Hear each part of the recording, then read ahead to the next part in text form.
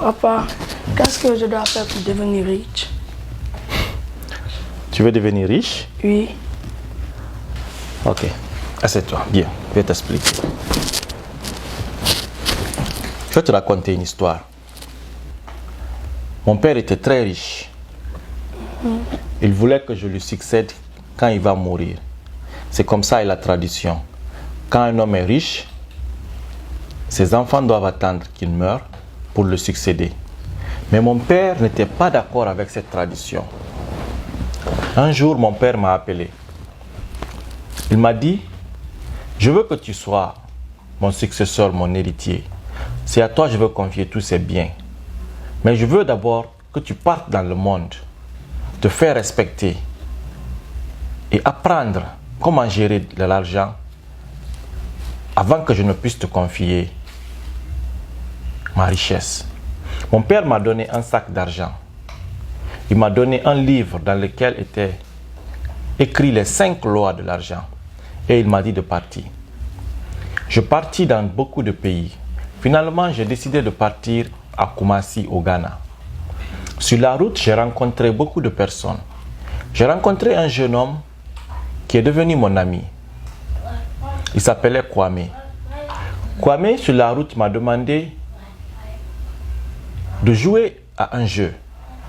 Il m'a dit qu'il y avait un monsieur qui s'appelait Kofi, dans un village à côté de Takoradi, qui avait un cheval. Son cheval était très rapide. Et selon lui, son cheval pouvait battre n'importe quel cheval. Et il était prêt à parier toute forte somme d'argent pour pouvoir défier quiconque.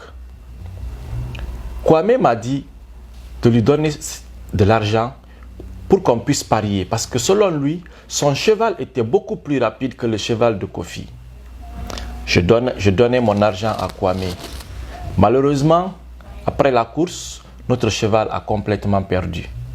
C'est après que je me suis rendu compte que c'était un complot pour me retirer mon argent. Parce qu'ils ont fait la même chose à beaucoup d'autres voyageurs. Je continuais mon chemin jusqu'à arriver à Kumasi. Arrivé à Kumasi, un vieux Nigérien est mort. Et on nous a demandé d'acheter sa boutique. Sa boutique était plein d'articles. Et nous avons accepté. J'ai rencontré un autre ami là-bas qui m'a demandé de s'associer avec lui pour acheter la boutique. Il m'a convaincu de donner mon argent en première position et il va se retourner dans leur village pour envoyer son argent pour qu'on puisse faire évoluer la boutique et acheter de nouveaux produits. Je donnais tout mon argent. Nous avons acheté la boutique et nous avons commencé à vendre. Malheureusement pour moi, mon ami n'est plus retardé son voyage pour aller dans leur village amener son argent. Chaque fois que je lui demandais, il plaçait des arguments. Et en fin de compte, il n'est pas allé. Et j'étais obligé de le chercher. J'étais seul dans la boutique. Mais je n'avais jamais géré une boutique. Donc je ne faisais que dépenser et consommer les produits. Il arriva un jour où la boutique fut complètement vide. J'étais obligé de vendre mes habits pour subvenir à mes besoins. J'ai tout vendu. Mes bagues, mes colliers, tout ce que je possédais, j'ai vendu. Mais de jour en jour, la misère ne faisait que s'accroître dans ma vie. Chaque jour qui faisait, je devenais de plus en plus malheureux et je souffrais énormément. Il est arrivé à un point où je ne trouvais même plus quelque chose pour manger. J'ai décidé alors de me rappeler du livre que mon papa m'avait donné. J'ai ouvert ce livre. Pendant que je lisais le livre, j'ai découvert les 5 lois de l'argent. Écoute attentivement cette partie. Parce que ce sont ces 5 lois de l'argent qui m'ont permis à me retrouver. Voici ce que les 5 lois de l'argent disent. La première loi de l'argent. L'argent vient en abondance à celui qui sait garder 1/10 de ce qu'il gagne. Toute personne qui sait garder 1/10, 1 sur 10 de l'argent qu'il gagne, l'argent viendra à lui. La deuxième règle de l'argent. L'argent viendra à celui à qui utilisera les 10% de l'argent qu'il a gardé pour mettre dans des trucs profitables. C'est-à-dire celui qui garde 10% de son argent et qui met ça dans une activité qui lui sera profitable, qui lui sera rentable, l'argent viendra à lui en abondance. La règle numéro 3 de l'argent. L'argent reste avec la personne qui protège son argent et qui le met dans des investissements avec le conseil des personnes qui maîtrisent ce domaine. Ça veut dire quoi? D'étudier, de protéger bien ton argent, de ne pas le mettre dans des trucs inutiles. Et si tu dois le mettre dans quelque chose, il faut que tu aies le conseil des personnes qui maîtrisent ce domaine. Règle numéro 4 de l'argent. L'argent échappe à la personne qui le met dans une activité dans laquelle il n'est pas familier. Toute personne qui prend son argent, qui met dans quelque chose qu'il ne maîtrise pas, il va perdre son argent. Ça veut dire que tu ne connais pas gérer un restaurant, tu n'es pas cuisinier, tu veux ouvrir un restaurant.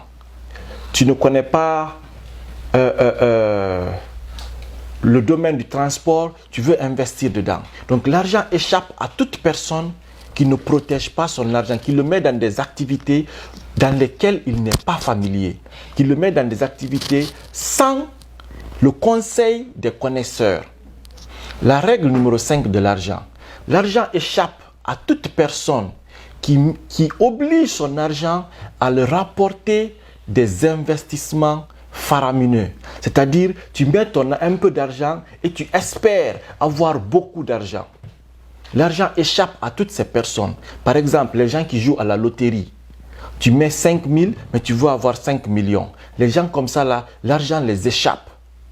L'argent échappe à, par exemple, les gens qui donnent leur argent aux gens qui font les faux billets, des choses fictives. Les gens qui mettent leur argent dans les trucs qu'ils ne maîtrisent pas, comme ce que les gens qui viennent te dire, mets ton argent dans une crypto, c'est à 50% d'intérêt, 100% d'intérêt, 300% d'intérêt. L'argent échappe aux personnes comme ça. Donc ça, c'est les 5 lois de l'argent. Quand j'ai lu les 5 lois de l'argent dans le livre, j'ai failli couler les larmes.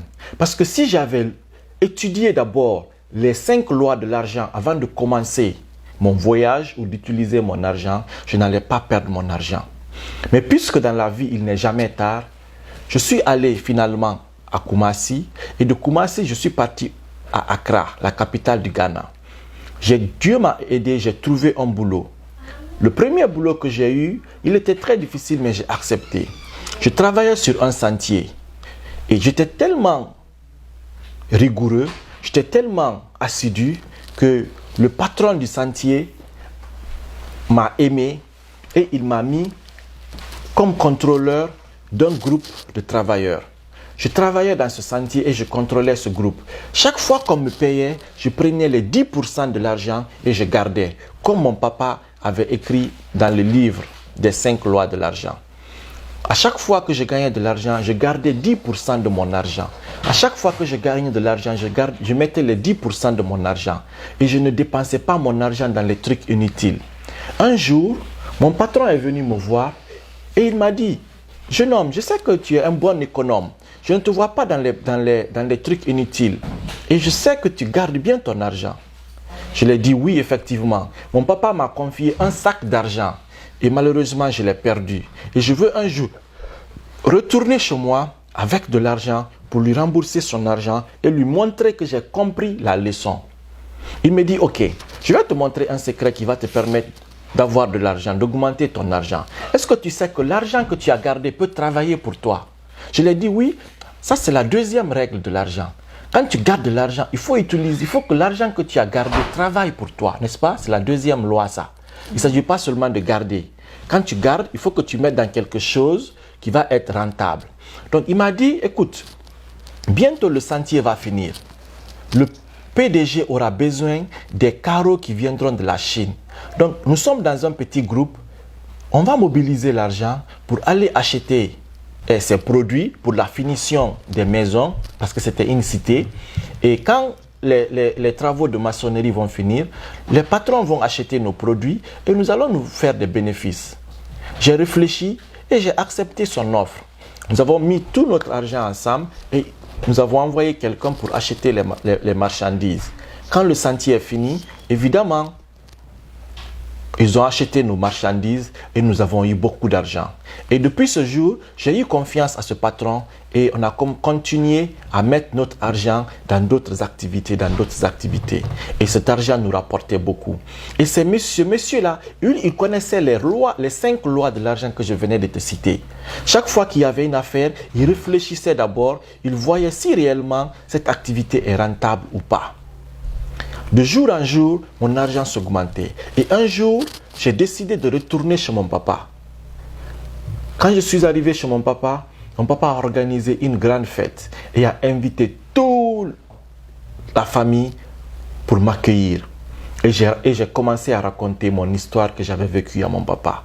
Comment j'ai perdu tout l'argent qu'il m'a donné, tout le sac qu'il m'a donné. Comment j'ai souffert, comment je suis parti à Accra, comment j'ai rencontré mon patron, comment j'ai travaillé, comment j'ai économisé. J'ai raconté toute l'histoire à mon patron, à mon papa.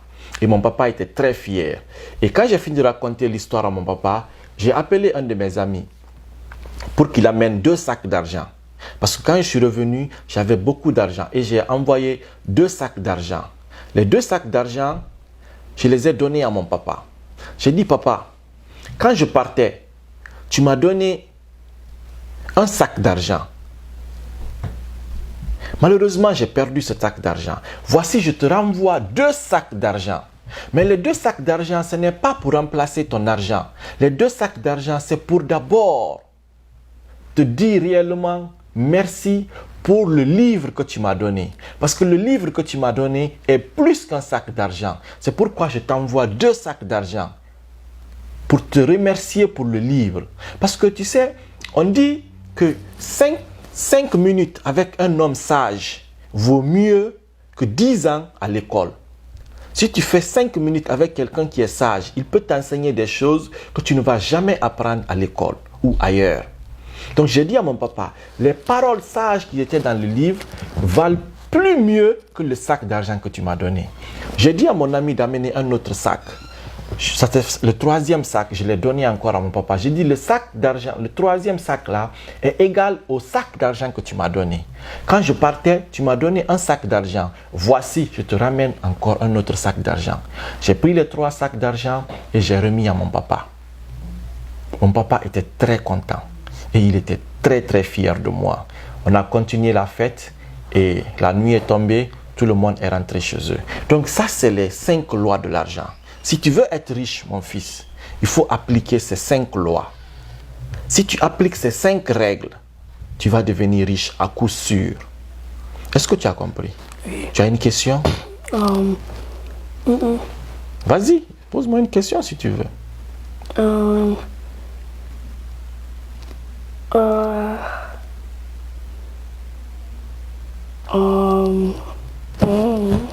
Ok, j'espère que tu as bien compris.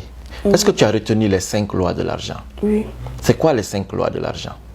De garder 10% de l'argent. Première loi, 10% de l'argent, oui. Et puis de mettre dans quelque chose que tu peux... ça peut amener l'argent dedans. Oui. Deuxième règle, tu mets dans quelque chose qui peut rapporter de l'argent, oui. Et puis de mettre l'argent que tu connais, comment tu as... Comment tu connais comment... Troisième règle, tu protèges ton argent et tu mets dans quelque chose avec les conseils des personnes qui connaissent. Quatrième règle. De mettre dans quelque chose que tu peux faire, La quatrième règle, de ne pas mettre ton argent dans quelque chose que tu ne connais pas. Ce que tu ne connais pas, il ne faut pas mettre ton argent dedans. L'argent disparaît dans les mains de toute personne qui met dans une activité dans laquelle il n'est pas familier. Si tu mets ton argent dans quelque chose que tu ne connais pas, tu vas perdre ton argent. La 5e règle, c'est quoi? La 5e règle. La 5e règle, c'est l'argent disparaît dans les mains de les personnes qui obligent leur argent à travailler pour eux et les ramener des montants faramineux, comme la loterie, comme les jeux bizarres, les investissements à haut risque. C'est-à-dire, tu veux mettre 1 franc, tu veux avoir 20 francs, tout de suite. Donc, l'argent disparaît dans les mains des personnes qui obligent l'argent à ramener des pourcentages exorbitants. Est-ce que tu as bien compris les 5 lois de l'argent? Oui. Ok, merci beaucoup. Et tu peux partir. Ok. J'espère que tu seras riche. Oui. Si tu appliques ça, tu seras riche. Merci d'avoir... Non. Vas-y, passe, ne t'aime pas. C'était ça. J'espère que vous avez aimé mon histoire. En réalité, ce n'est pas ma propre histoire. Cette histoire, je l'ai tirée du livre L'homme le plus riche de Babylone, un classique de George S. Clason, grâce auquel la plupart aujourd'hui des milliardaires sont devenus ce qu'ils sont. Un livre que je vous recommande fortement, L'homme le plus riche de Babylone. Si vous aussi, franchement, vous voulez être riche comme mon fils, lisez ce livre. Vous ne serez pas déçus. Mais il ne s'agit pas seulement de lire le livre. Il ne s'agit pas seulement d'avoir l'information, mais il s'agit de mettre en pratique l'information. Mettez en pratique ces 5 lois de l'argent, ces 5 lois de l'or, comme écrit dans ce livre, et vous ne serez jamais pauvre de toute votre vie. Les 5 lois de l'argent, je les résume.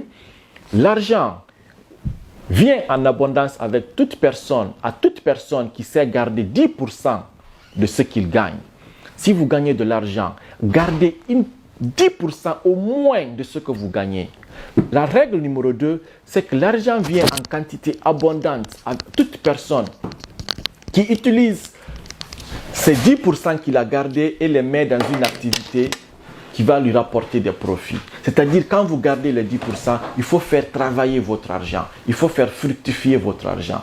La 3e règle de l'argent, c'est que l'argent reste avec toute personne qui protège. L'argent reste avec toutes ces personnes qui savent les protéger. Comme généralement en Afrique, quand quelqu'un est pingre, on te dit tu es un Libanais. C'est parce qu'ils savent protéger leur argent. L'argent reste avec toute personne qui sait le protéger et qui le met dans des activités en fonction du conseil des connaisseurs de l'argent. Il y a des gens qui connaissent comment gérer l'argent, qui ont déjà géré l'argent, qui ont une idée, qui ont une technique de la gestion de l'argent. Donc, investissez votre argent grâce au conseil des personnes qui savent le gérer. La 4e loi de l'argent est que l'argent disparaît. L'argent s'en va des mains de toute personne qui investit dans une activité dans laquelle il n'est pas familier. Si vous ne maîtrisez pas une activité, ne mettez pas votre argent dedans. Sinon, vous n'avez que vos yeux pour pleurer. Si vous ne maîtrisez pas une activité bien précise, ne mettez jamais votre argent dedans. Il faut mettre votre argent dans un métier ou dans quelque chose que vous maîtrisez. Donc, si vous ne maîtrisez rien, prenez d'abord votre argent là. Allez-y, étudiez quelque chose.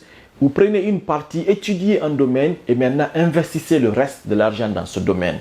La 5e et dernière règle ou loi de l'argent ou de l'or, c'est que l'argent s'en va dans les mains de toute personne qui oblige son argent à lui rapporter des dividendes extravagants, des dividendes comment on dit ça, exagéré. C'est-à-dire que tu investis 10 francs, mais tu veux avoir 500 francs ou tu veux avoir 100 000 francs à travers tes 10 francs. Comme la loterie, comme les investissements dans les cryptos qui vous promettent beaucoup d'argent. Comme on a vu il y a quelques années, les Liepelman, les Forever, les trucs de système de pirates. Il faut beaucoup faire attention. L'argent part des mains de toute personne qui oblige l'argent à lui rapporter des bénéfices extravagants, des bénéfices faramineux. Faites attention à ça, faites évoluer votre argent petit à petit et par la grâce de Dieu, vous serez riche à coup sûr. Merci d'avoir regardé la vidéo.